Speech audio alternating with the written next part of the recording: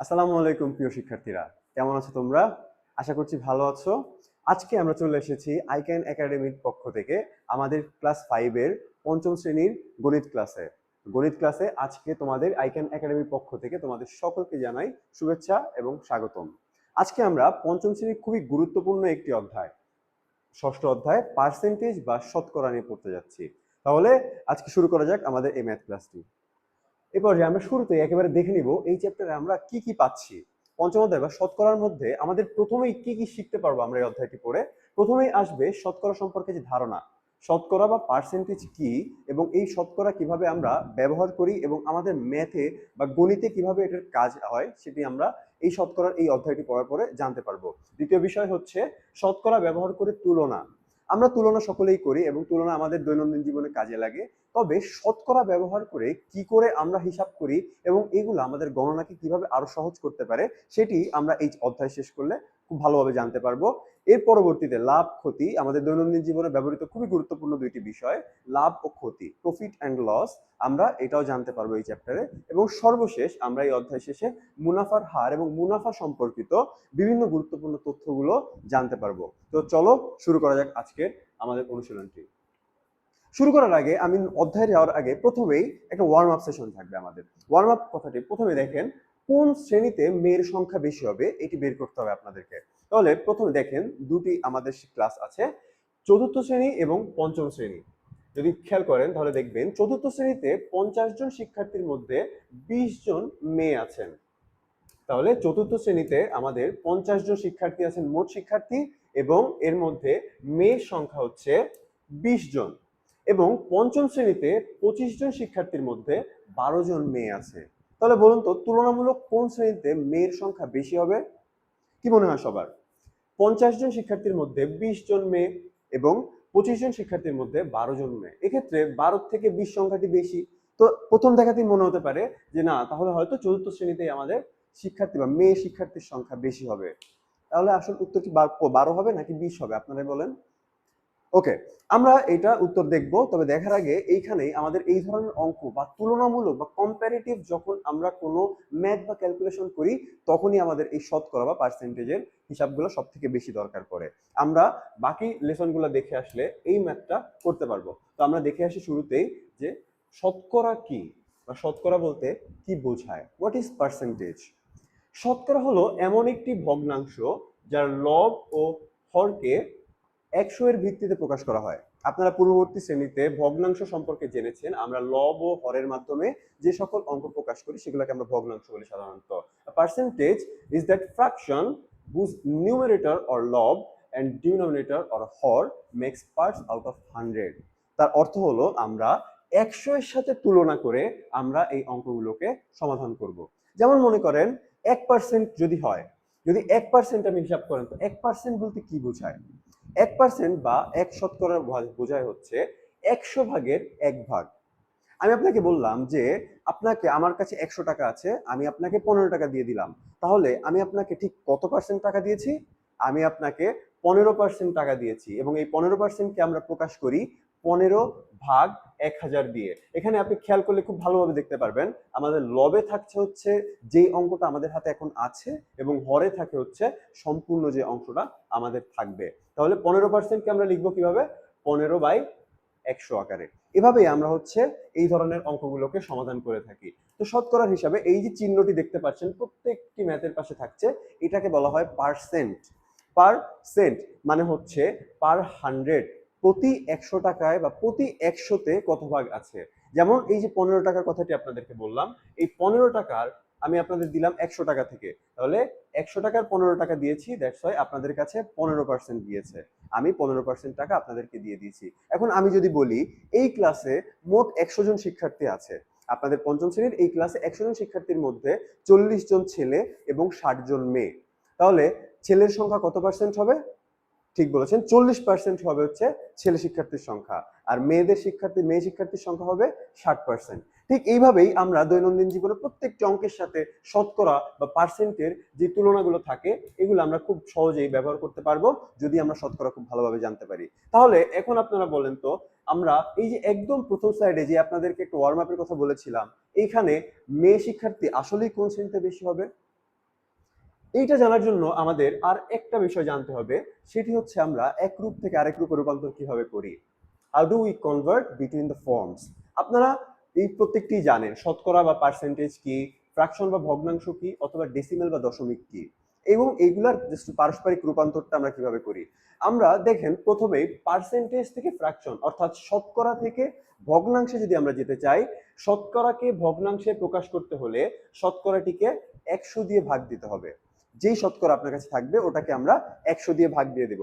যেমন আমরা আগের স্লাইডটাতেই আমরা দেখেছিলাম যে 15% আমি যখন লিখেছি, 15% লেখার পরে এই 15%-এর সাথে দেখেন আমি কিন্তু 100-কে ভাগ করার পরে আমি দশমিকে প্রকাশ পেয়েছি আমার অঙ্কটি। তাহলে আমি যখনই 15-কে 100 দিয়ে ভাগ দিয়ে দিচ্ছি, তখনই আমি দশমিক বা ভগ্নাংশ দুটিই পেয়ে যাচ্ছি।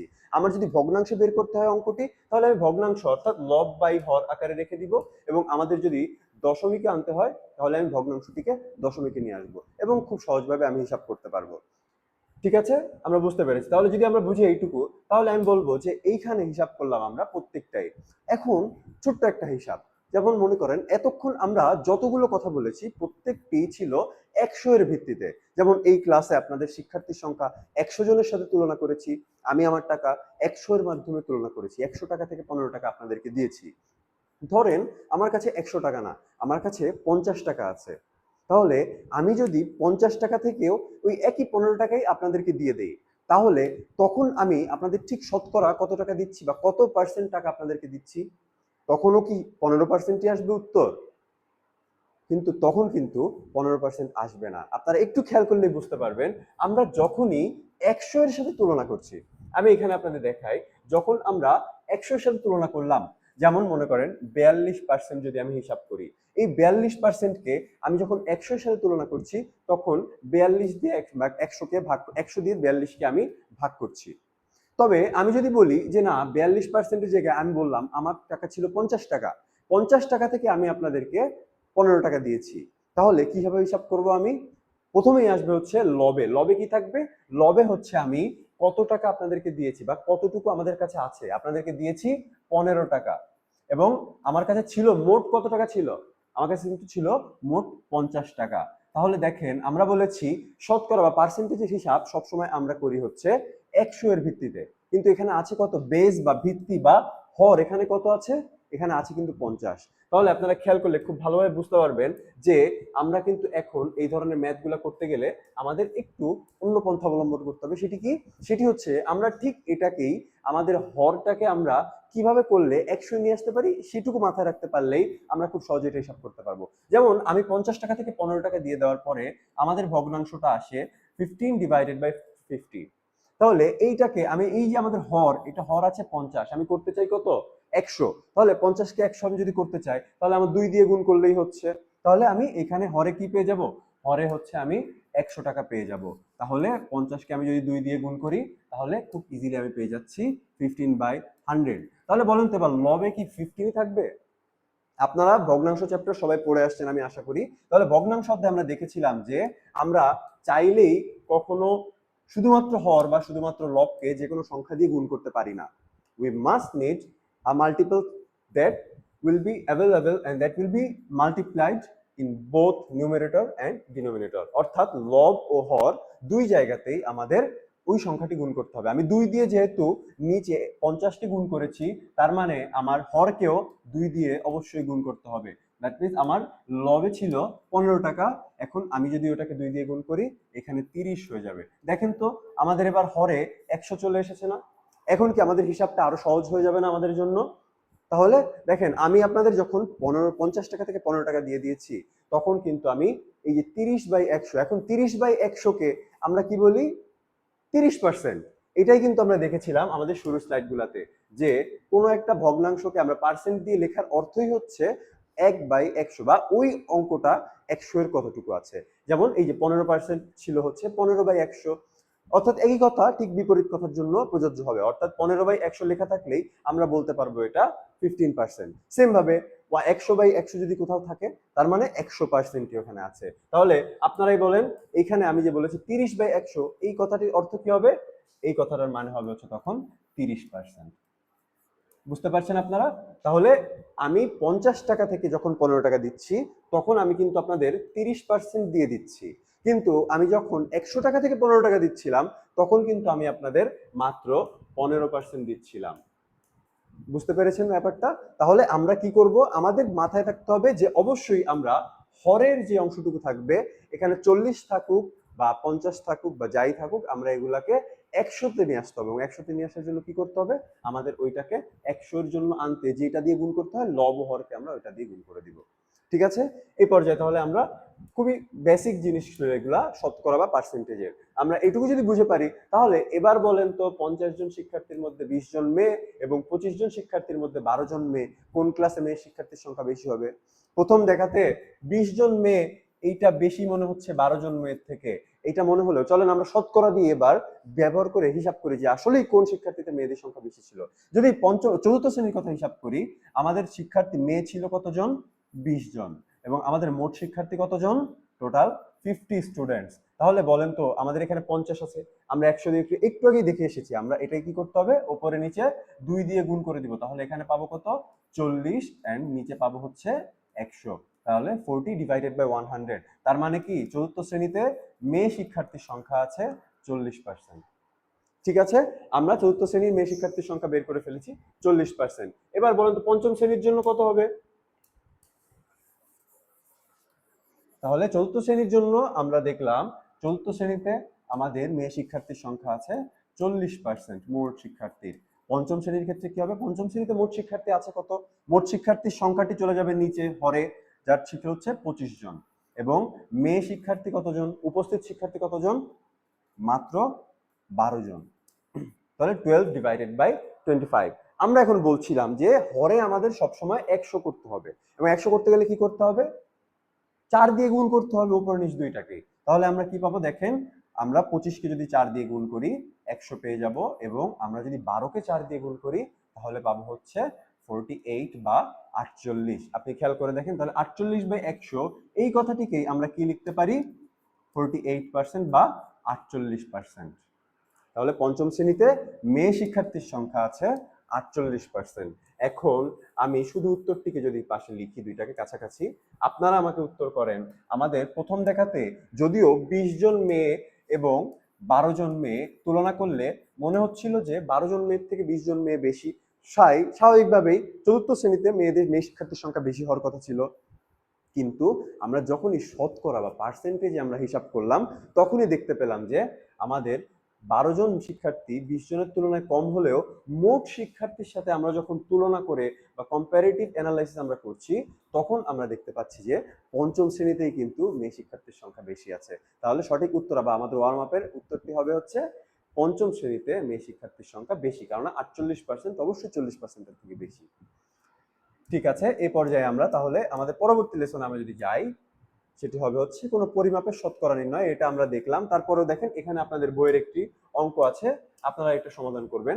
দেখেন, বলেন প্রথমে বলছে কি, এখানে একটি বিদ্যালয়ে 50 জন শিক্ষার্থীর 42% শিক্ষার্থী ছাত্রী, সেখানে মোট ছাত্রী আছে কতজন?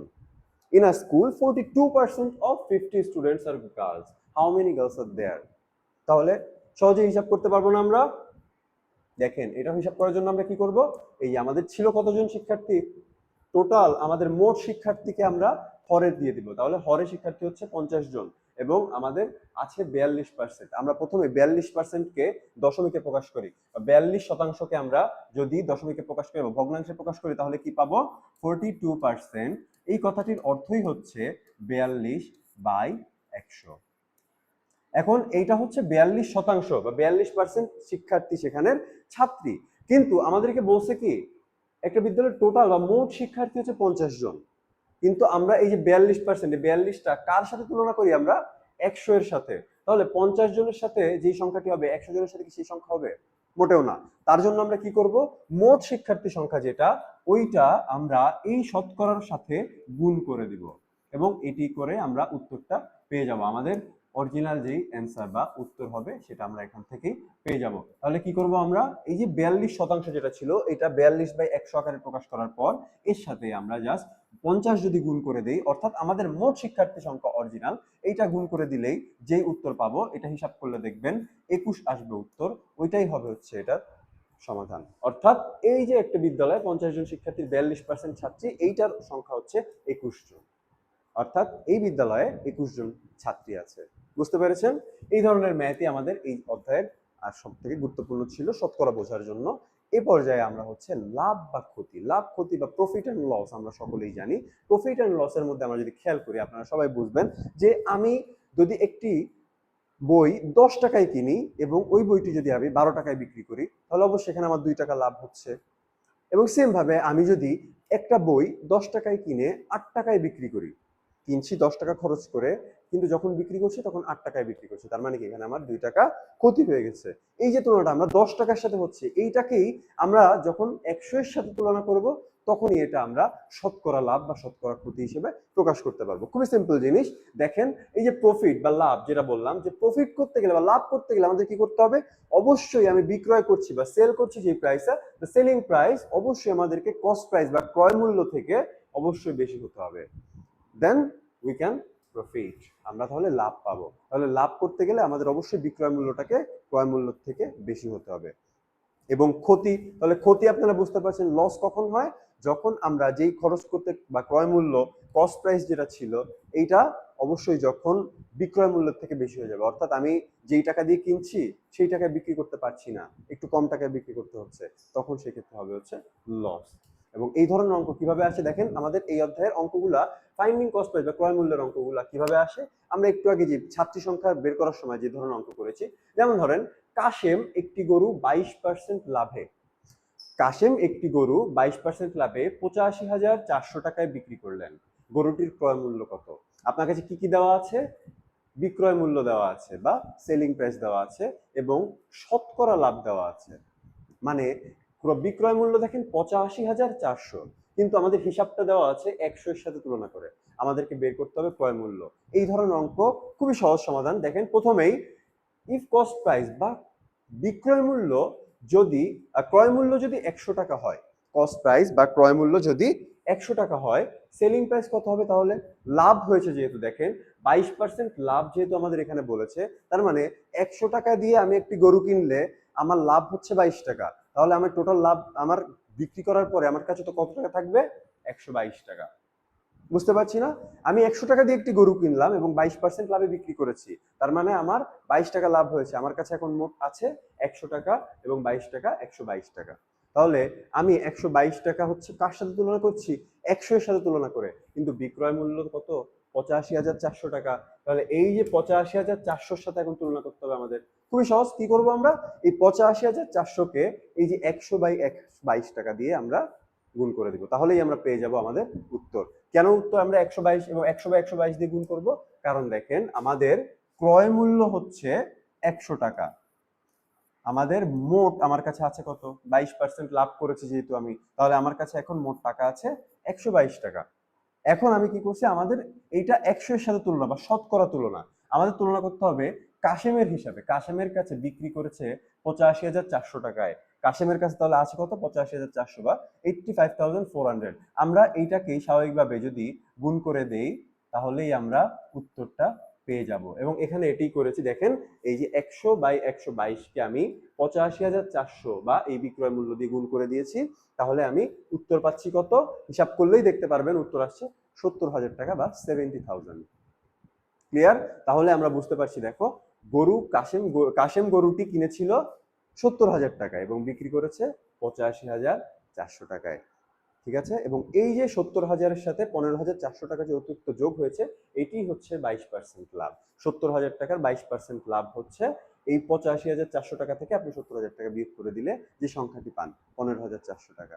তাহলে আমরা আমাদেরকে যদি বিক্রয় মূল্য না দিয়ে ক্রয় মূল্য দিত এবং আপনাদেরকে বিক্রয় মূল্য বের করতে বলতো তাহলে পারতেন না। তখন আমরা কি করতাম? এই 85,400-এর জায়গায় আমাদের কি চলে আসতো?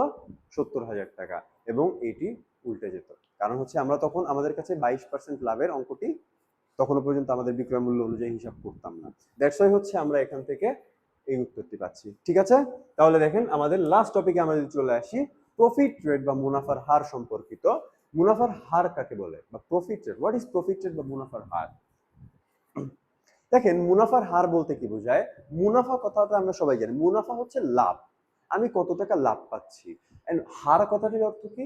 মুনাফার হার বা এই রেট মানে বোঝায় হচ্ছে, যখনই হার কথাটি মুনাফার সাথে হার কথাটি চলে আসছে তখনই হচ্ছে 100 টাকার সাথে হিসাব করে ওই টাকাটা কত হচ্ছে। যেমন আমি আপনাদেরকে 50 টাকায় আমি আপনাদেরকে 15 টাকা দিয়েছিলাম 50 টাকা থেকে, তখন ওইটা 50 টাকা থেকে 15 টাকা দিলেও এটা শতকরা হিসাব করলে 30% উত্তর পাচ্ছিলাম না আমরা? তাহলে আমি যদি এটাকে বলি যে আমি 50 টাকায় 15 টাকা মুনাফা দিচ্ছি আপনাকে, তাহলে 100 টাকায় মুনাফা দিচ্ছি কত টাকা? 30 টাকা। ওই 30 টাকাই হয়ে যাচ্ছে মুনাফার হার। ঠিক আছে, তাহলে আমরা কিভাবে এটাকে লিখি দেখেন, আপনাদের এই যে বিনিয়োগকৃত অর্থকে আসল বলা হয়, মানে আমরা যেই অংশটুকু নিয়ে শুরু করছি বা যেই টাকাটা নিয়ে হিসাব করছি ওটা হচ্ছে আমাদের বিনিয়োগকৃত টাকা, এবং ওটা হচ্ছে আসল বা প্রিন্সিপাল বলি আমরা এটাকে। এবং মুনাফার হার বলতে প্রতি 100 টাকায় 1 বছরে অর্জিত মুনাফাকে বোঝায়। 1 বছরে আপনি কতটুকু পরিমাণ লাভ পাচ্ছেন সেটাকেই আপনাকে বলা হচ্ছে মুনাফার হার বা প্রফিট রেট। দেখেন এখানে বলছে কি 7% অ্যানুয়াল প্রফিট রেট বা 7% বার্ষিক মুনাফার হার। এইটাকে দ্বারা কি বোঝায়? যে বোঝাচ্ছে 100 টাকায় 7 টাকা লাভ পাবেন প্রতি বছরে। দ্যাট মিনস 7 টাকা প্রফিট পার 100 টাকা পার ইয়ার। সেম ভাবে এই যে আপনাকে যখন বলছি আমি যে 1400 টাকার আপনার এইখান থেকে 7% প্রফিট যদি আমি বলি, তাহলে 3 বছরের প্রফিট কত হচ্ছে দেখেন, 3600 টাকা।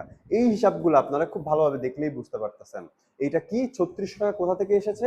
আপনি একটু নিচে খেয়াল করলে দেখেন এইখানেই লেখা আছে যে অন 20,000 টাকা এট 6% ফর 4 ইয়ার। এইটা বোঝার আগে আপনি দেখেন এইখান থেকে আমি যখন বললাম যে 7% অর্থাৎ 7%, মানে কি 100 টাকায় 7 টাকা লাভ, 7/100। এই 7% কি আমরা লিখি কিভাবে? 7/100 আকারে। সেম ভাবে আপনাকে বললাম যে দেখেন on 20,000 টাকা at 7% for 1 year, বললাম যে 20,000 টাকার 7% মুনাফার হার 1 বছরে কত হবে। তাহলে দেখেন প্রথমে আমাদের মুনাফার হার কত? 7%। তাহলে 7% মানে কি? আমরা দেখেন 7/100 আমরা এটাই লিখি। এবং কত টাকার এটা? 20,000 টাকার। আমরা হিসাব করছি 100 টাকার, তাহলে আমরা যদি 20,000 টাকার হিসাব করতে হয় তাহলে আমরা কি করবো? এটা 20,000 দিয়ে গুণ দিয়ে দিব না? তাহলে আমি যদি এটাকে 20,000 দিয়ে গুণ দিয়ে দেই, আমি একটু সাইডে লিখি, তাহলে এইটার জন্য যেহেতু আমরা উত্তর করছি, তাহলে দেখেন মূল অঙ্ক কিন্তু প্রশ্ন নিচেই লেখা আছে। এই যে এটা হচ্ছে আমাদের প্রশ্ন যে 20,000 টাকার 1 বছরে 7% মুনাফার হার হলে লাভ কত হচ্ছে, আমাদের প্রফিট কত টাকা হচ্ছে। তাহলে আমরা দেখেন প্রথমে মুনাফার হার কত? 7% বা 7/100, এবং আমাদের কাছে মোট কত টাকা আছে? 20,000 টাকা। তাহলে 20,000 টাকার সাথে আমি যদি তুলনা করি তাহলে 7/100 মাল্টিপ্লাইড বাই 20,000, আমি যদি এটা হিসাব করি দেখবেন 1400 টাকা আসবে বা 1400 টাকা আসবে। এই 1400 টাকাই হচ্ছে আমার 20,000 টাকার 1 বছরের 7% মুনাফার হার।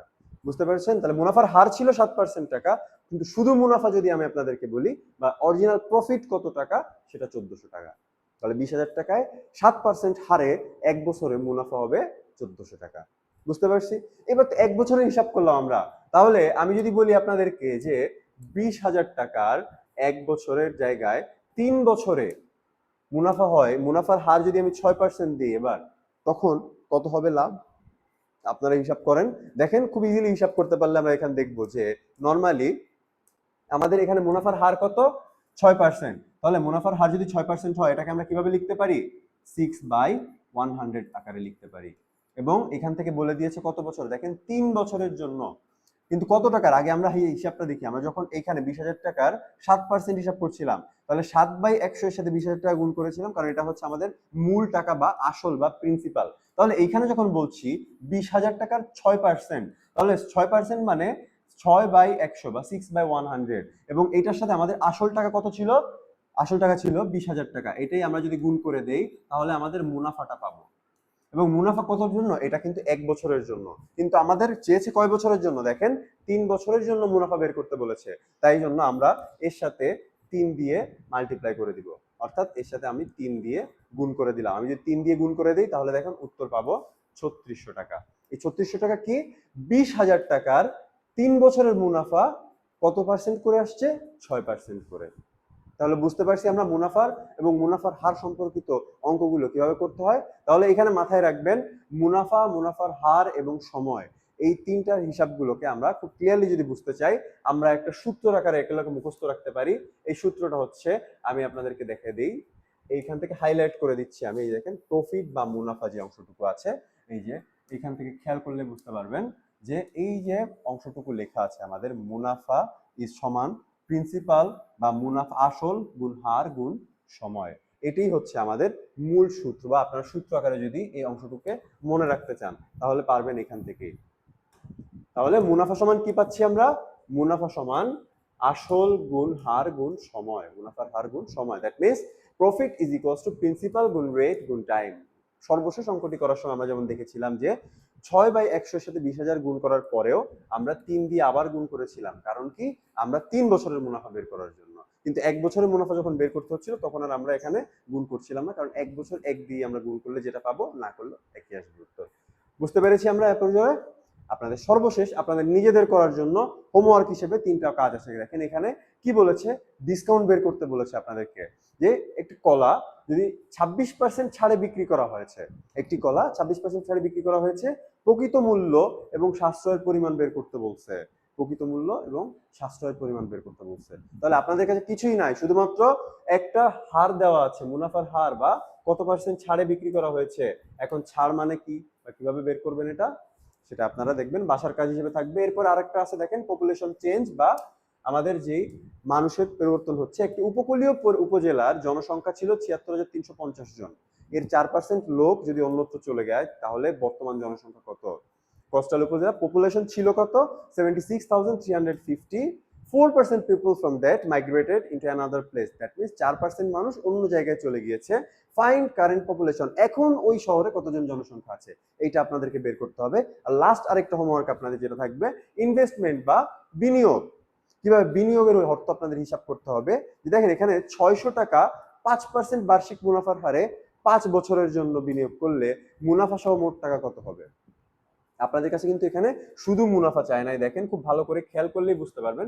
মুনাফার সহ আপনাদের মোট টাকাটি বের করতে বলেছে, মুনাফা সহ আপনাদের আসল কত টাকা আপনাদের কাছে থাকবে ওটি বের করতে বলেছে। তাহলে এই 3টি হোমওয়ার্ক সহ আপনাদেরকে বাড়ির কাজ দিলাম। আজকে এই পর্যন্তই থাকলো। আপনাদের কোথাও কোনো অসুবিধা থাকলে আপনারা জানাই দেবেন পরে। এন্ড আমাদের আজকের ক্লাস নিয়ে আপনাদের মূল্যবান মতামত এবং আজকের ক্লাসের উপরে যে কুইজটি আছে আপনারা প্রত্যেকেই ওটা অ্যাটেন্ড করবেন। আপনাদের জন্য, সকলের জন্য শুভকামনা। ধন্যবাদ। আসসালামু আলাইকুম।